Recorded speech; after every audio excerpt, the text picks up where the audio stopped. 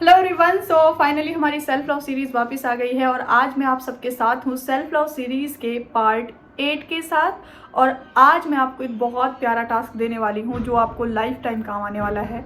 तो इसको थोड़ा सा रिलेट करके बताना चाहूँगी। कल मैं दिल्ली गई तो हम लोग लंच के लिए ना हल्दीराम में गए।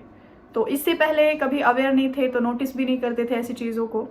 तो मैंने वहाँ पर क्या देखा कि वहाँ पर सेल्फ सर्विस थी।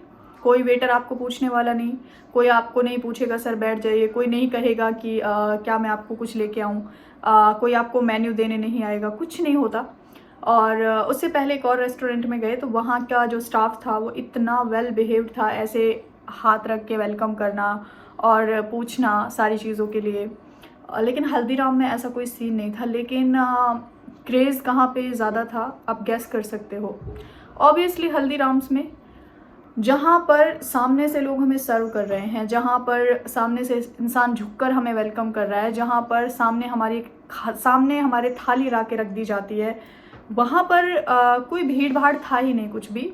लेकिन जहाँ पर खुद से ही सब कुछ करना है वहाँ पर ज़्यादा भीड़ मिली। इससे क्या समझ में आता है? वैल्यू। और साइकोलॉजी कहती है, और मैंने भी पढ़ा है इस चीज़ को, कि इंसान का जो माइंड है, इंसान की जो सोच है वो पता है क्या कैसी होती है।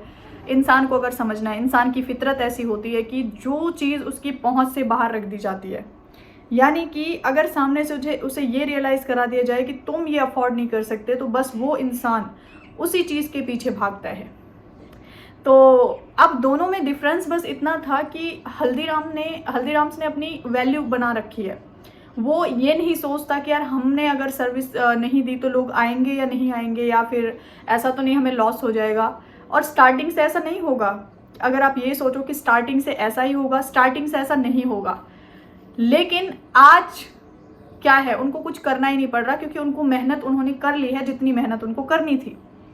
और वो जो रेस्टोरेंट वाले हैं वो आज भी सर्व कर रहे हैं। बस एक किस चीज़ का फ़र्क आ गया? वैल्यू का। प्राइस ज़्यादा हल्दीराम्स का, सर्विस वहाँ पर ज़ीरो थी, खुद से करना था सब कुछ, और वहाँ का प्राइस भी ज़्यादा था, लेकिन लोग हैप्पी थे क्योंकि दे नो वैल्यूज़ का डिफरेंस क्या होता है। तो आज के इस टास्क में आपको मैं एक ही चीज़ बोलना चाहूँगी। इन दोनों चीज़ों से मैंने जो कल मतलब लाइव देखा है, इसलिए मुझे आपको बताना था कि आपके अंदर जो भी टैलेंट है, थोड़ा बहुत, जैसा भी, जितना भी, लाइक आपका जो भी पैशन है, मैरिड हो या अनमैरिड हो, कुछ ड्रीम्स ऐसे होते हैं जो हमको पूरे करने थे, या तो उनको पूरा करने में डर लग रहा है, या बहुत सारी लिमिटेशंस आ गई हैं, या किसी ने पूरा नहीं करने दिया, कुछ भी हो सकता है। आज आपको सपोर्ट करने के लिए सोशल मीडिया है ना, सोशल मीडिया है, और हर चीज़ आप इस पे सर्च करके सीख सकते हो, देख सकते हो, स्टेप बाय स्टेप सिखाया जाता है।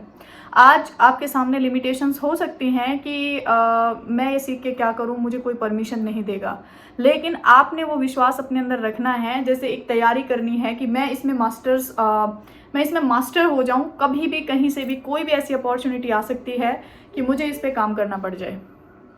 अभी रिसेंट एक काउंसलिंग हुई, उसमें उन्होंने बोला मैं बीएड कर रही हूँ, I love teaching profession, but मेरा पैशन जो है ना वो पेंटिंग है। और जब से आपकी वीडियोस देखी हैं मेरे अंदर दोबारा से वो मोटिवेशन आ गया है, तो मैं बहुत ज़्यादा प्यारी पेंटिंग बनाती हूँ। और उनके साथ मिरेकल ये हुआ कि आई थिंक वो पहले कहीं और थे, अभी वो काशीपुर उन्होंने शायद नाम लिया, वहाँ चली गई है। और वहाँ पर ज़्यादा चांसेस होते हैं कि लोग पेंटिंग्स को पसंद करते हैं, ख़रीदते हैं। तो ये होता है जब आप अपने पैशन से प्यार करोगे ना, तो ऊपर वाला खुद ब खुद आपके लिए वो रास्ता खोल देगा।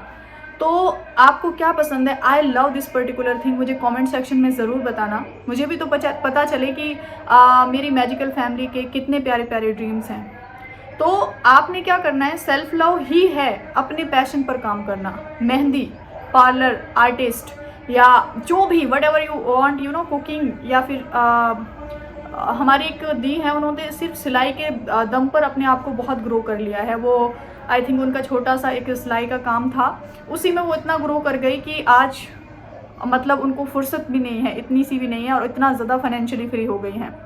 तो आज के टास्क में मुझे आपको सिर्फ ये समझाना था कि जब तक आप अपने पैशन की वैल्यू नहीं करोगे, आप अपने टैलेंट की वैल्यू नहीं करोगे, या आप अपने ऊपर विश्वास नहीं करोगे ना, तो दुनिया तो करने वाली है नहीं। It's all depend on your self.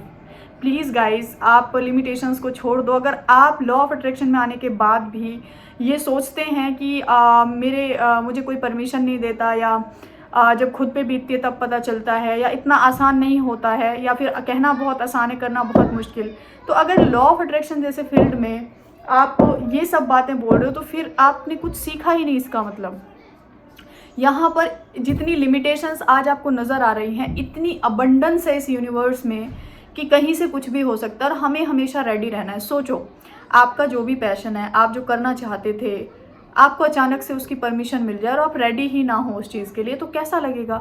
तो हम रेडी होके बैठते हैं, डेली आधा घंटा ही सही, 30 मिनट ही सही आप अपने पैशन को दोगे। जैसे 30 मिनट उस चीज़ के बारे में यूट्यूब पे देखा, दूसरे दिन उसको प्रैक्टिस किया, डेली टास्क लिख लो, यही टास्क है, डेली 30 मिनट आपको अपने पैशन पे लगाना है डेली। और आप धीरे धीरे चाहो तो वो टाइम बढ़ा भी सकते हो, और 30 मिनट अपने लिए निकाल ही सकते हो। एक और गुड न्यूज़ दूँ, जुलाई बैच के रजिस्ट्रेशन ओपन हो चुके हैं। जिन लोगों को काफ़ी मुद्दतों से इंतज़ार था कि जुलाई बैच कब स्टार्ट होगा, तो डिटेल्स रेडी हो चुकी हैं, आप लोग डिटेल्स ले सकते हो और जुलाई बैच में अपनी सीट बुक कर सकते हो, है ना।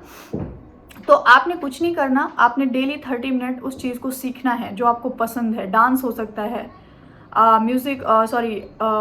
पेंटिंग हो सकती है, रंगोली हो सकती है, मेहंदी हो सकती है, कुकिंग हो सकती है, और अदर बहुत सारी चीज़ें हैं। तो आप क्या करोगे, मुझसे प्रॉमिस करके जाओ कि आज से डेली 30 मिनट आप अपने काम को दोगे, अपने पैशन के ऊपर लगाओगे, और आप रेडी होके बैठोगे कि जब भी उस पैशन से रिलेटेड मेरे पास अपॉर्चुनिटी आएगी तभी मैं रेडी हूँ। और जिन लोगों के पास चांस है, परमिशन है, सब कुछ है, वो लोग तो बिल्कुल सोचें ही ना।